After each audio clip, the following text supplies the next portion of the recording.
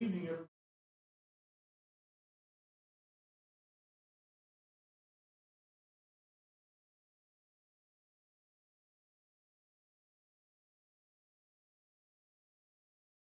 Before we get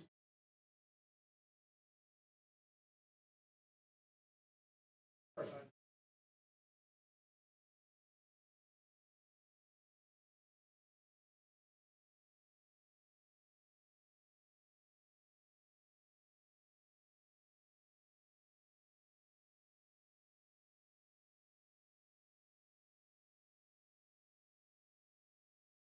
you know,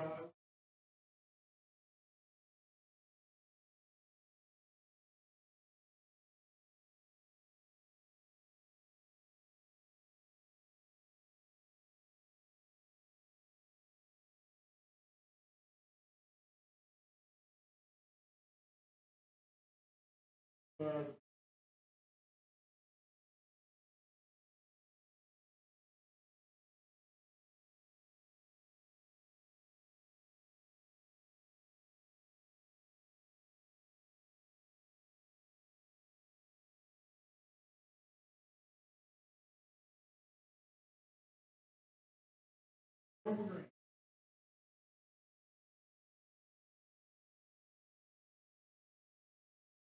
Thank you, Mr. Chairman and elected officials. Sorry, my back is. I do appreciate you giving me the opportunity to present this budget to our community. As you know, and as many of the members here in the audience know, this is a long process that we go through every year, beginning in February, where there's a lot of hours that go into preparation, both of the individual office and department budgets, as well as a lot of work that goes on in our office. I first want to acknowledge Chris Rich, our clerk, is the Chief Budget Officer for our community, and the team, Kathleen Graves, Sturgis, Lori Beck, and many, many others who have worked for months now preparing, making sure that all the facts and figures line up and that we can present a balanced budget this year. For the past few years, our focus has really been on revenue and expense.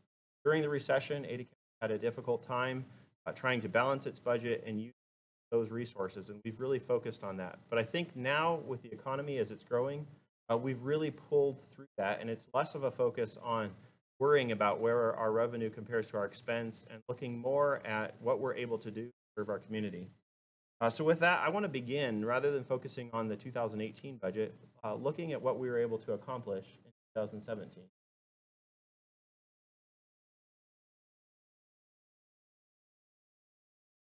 Maybe? Here we go. Hope this works. Focusing on our accomplishments for this past year, looking at how the money that we budgeted for the 2017 year was used to achieve some big successes. First and foremost was the completion of the new dispatch center. This included a state-of-the-art dispatch center as well as a state-of-the-art data center for the. It's a project that has loomed in our budget for many years now, and it's been a burden for the entire county as we've looked towards completion to build a safer community. On June 1st, we had a ribbon cutting ceremony, and the new dispatch center is up and going. Talking to Sheriff Bartlett, I know that this center will serve our community long into the. It was 40 years that we used the last dispatch center, and I anticipate at least 40 more in this new facility. I think one of the big things in its success is its ability to expand and grow into the. I don't think this only helps law enforcement, but it also helps keep our community safe. Next, I want to acknowledge some of the other accomplishments, including our coroner's office.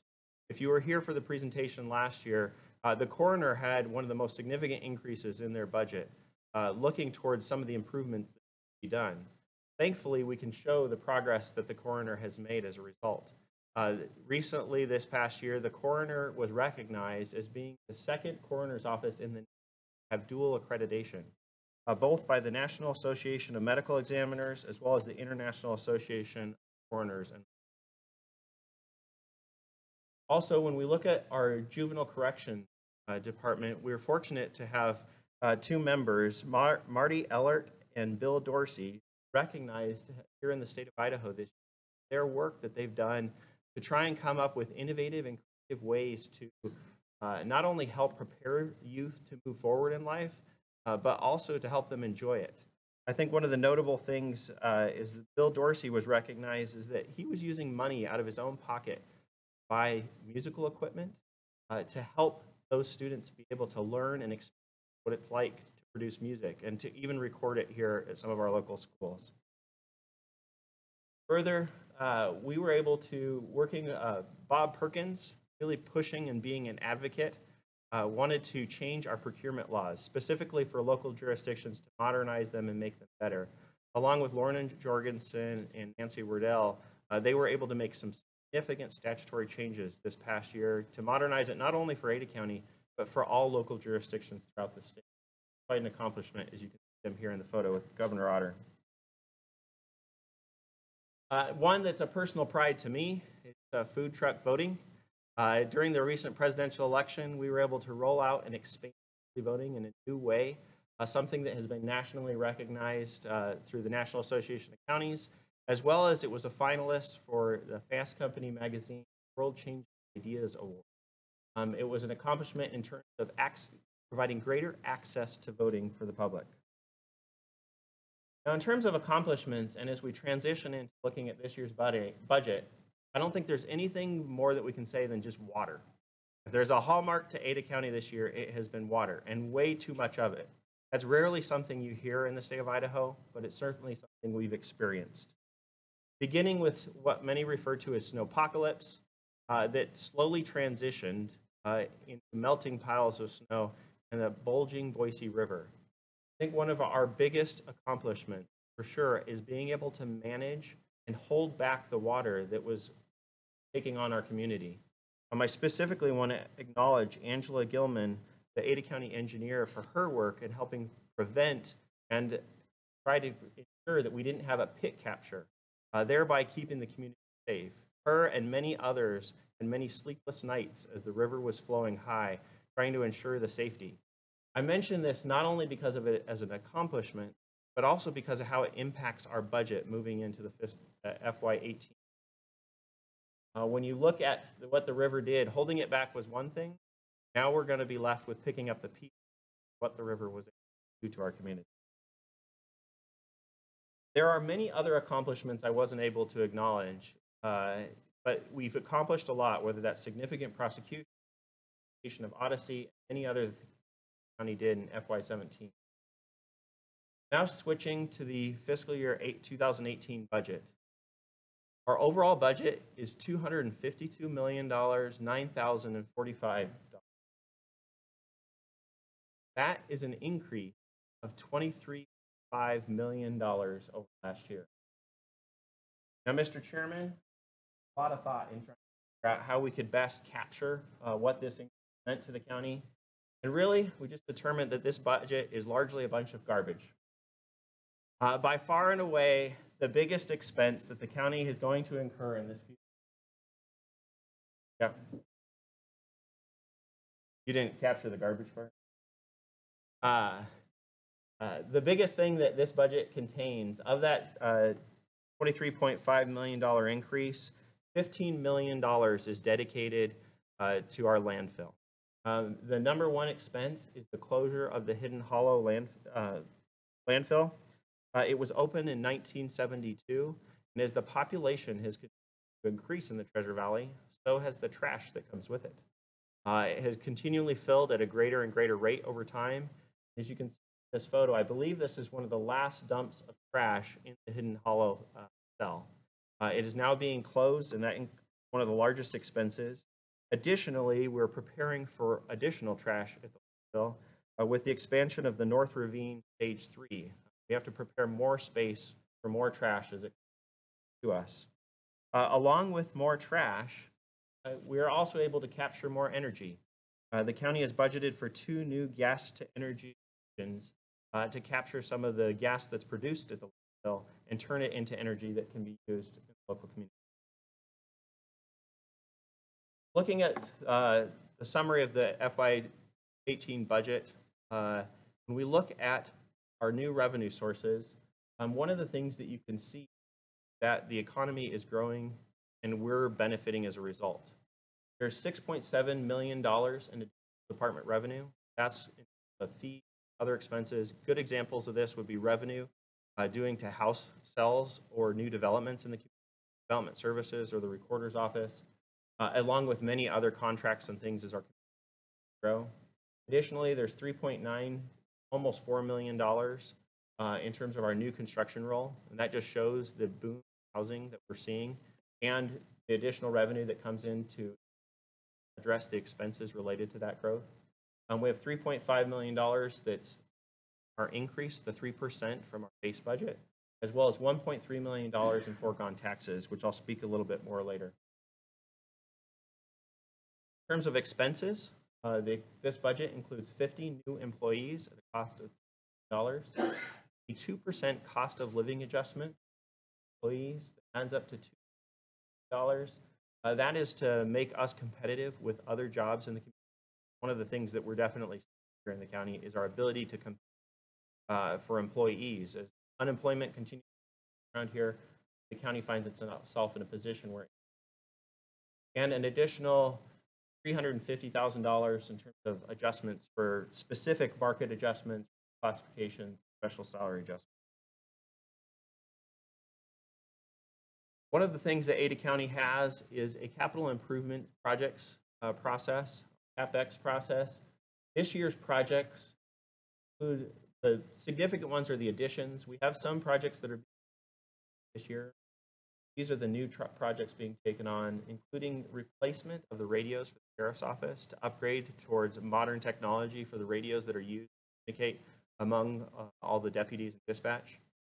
The beginning of replacing our payroll system, $250,000 reflected here, it is only a beginning to begin the process. We anticipate it being a multi-million-dollar project just due to the large size and complexity of our payroll system, but this is a starting process.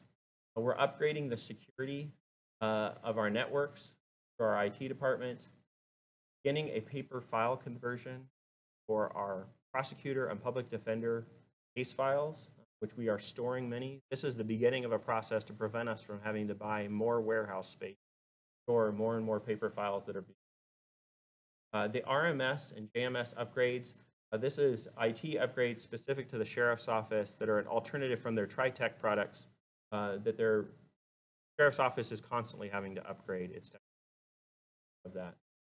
And then the most significant capital improvement project that we see here is our Greenbelt Pathway. At almost $2.7 million, for 30 years now, a portion of the Greenbelt has slowly been eroding and breaking away, as you can from the photos here. About 1.3 miles of Greenbelt will be replaced this next year. It's been cracking and eroding, partly due to just the increased use for recreation, as well as the erosion in the area from things like the water that we've experienced. The commissioners have taken $1.3 million of foregone taxes in order to address these. An issue that has been looming in the county for multiple years now, and it's something that the community has really advocated strongly to be replaced. A specific example is the city of Boise, among others, have highlighted the problems that this erosion has caused, preventing people to use the Greenbelt, which is a key corridor here in the Treasure Valley. Switching to some of the more specifics, I know there's a lot of numbers here. I'm going to break down and highlight some of the individual things. If you're not familiar, at the back of the room and online is available the Ada County budget packet.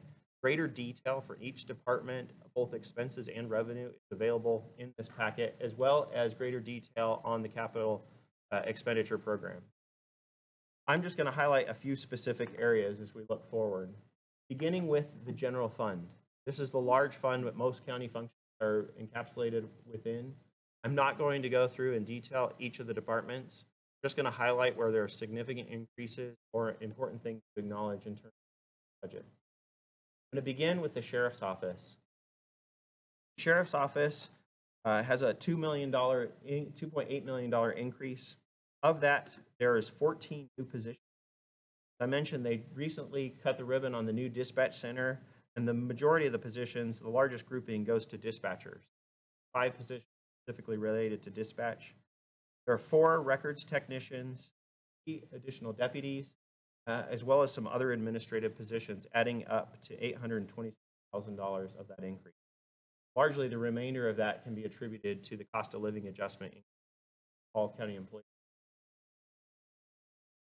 Next is the Treasurer's Office with a 21% increase. This is largely due to the leasing of a new building related to public administration.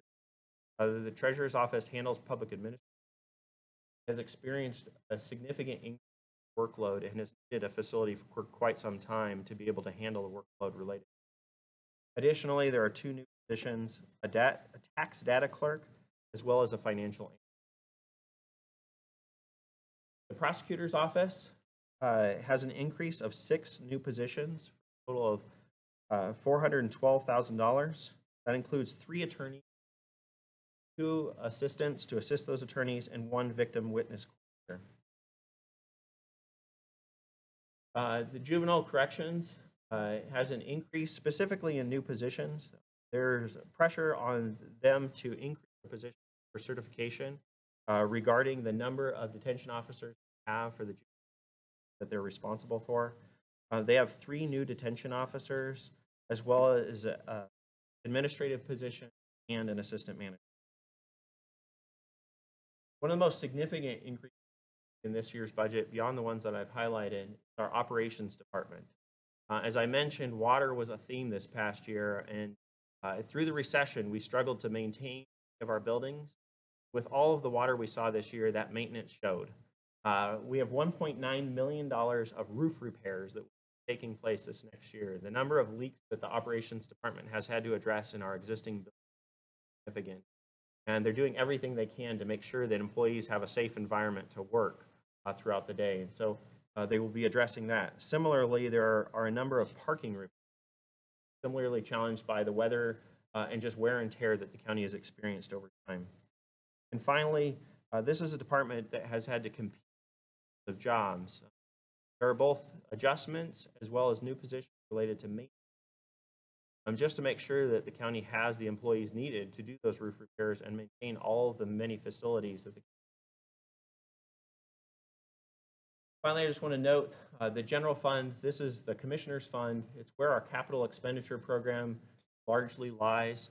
The reason for the significant decrease is to accomplish some of our significant capital improvements, including the closure or the completion of the dispatch center. So the decrease really reflects no longer needing the funds that were budgeted in that department. Shifting gears, I'm just going to present on the 3 cap funds.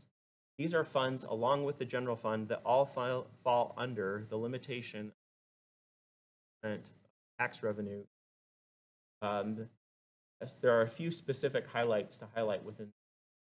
First, our indigent services. Indigent services is a portion of the clerk's office. There is a $1.2 million increase. The vast majority of that increase, $1 million, is related to uncertainty with healthcare. Both at a national as well as a state level, there's uncertainty as to where healthcare is going in terms of regulation. For years, it looked like Medicaid expansion might decrease or eliminate this division. But now with shifts in Congress as well as at the state level, Medicaid expansion certainly doesn't look like where it's headed. Instead, there's preparation for a shift towards greater state funding, which would mean greater utilization. Next, as I already highlighted, the most significant increase in percentage, the 244%, that's in the parks budget. This is where the Greenbelt repair is located that I spoke about previously, and the funding for that Greenbelt repair, so it's why you see the large increase. Parks is also a division that has been significantly hit by the flooding and all the water that we've seen. Largely Barber Park being underwater for a significant part of the season. Even now, the revenue that's generally generated for floating the river, we still don't have an open Boise River, and so this is a department that has a lot of uncertainty. FY18. Next is the Clerk of the Court. Within the Clerk of the Court's division, there are 4 new positions. These are all related to the expansion of Odyssey, the replacement of the court management system that was largely implemented last year. The 4 new positions are to handle the additional workload created by the new system. Next, shifting to special levy funds. In the special levy funds, these are ones that have dedicated levies that are independent of the 3% cap that those other funds share, but these are funds that receive property tax support. Within these special levy funds, the first is EMS.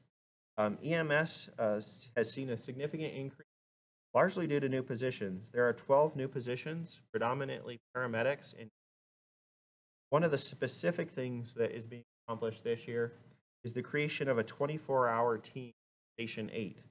Station 8 is at the new fire station on Overland Road. What this allows them to do, currently they are pulling resources from other EMS routes to serve that area. But based on the demand in that community for medical services, there's been an evident need for a 24-hour team to be able to station that. In order to manage the shifts for 24 hours, 7 days a week, it's quite a few medics and EMS. I just want to note briefly, you'll notice a significant decrease in pest and mosquito. There was a similar decrease in weed. This is largely due to the completion of some building improvements out at their facility that were completed this past year, and so the funding for those departments is now shifting to our special revenue and enterprise funds. These funds are ones that have dedicated revenue streams that are independent from taxes. So it could be from fees received, customer usage, depending on what the department is, or many of them operate just like a business. Take in is what they're able to.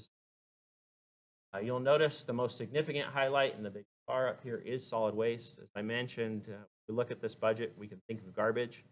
Here is where it is.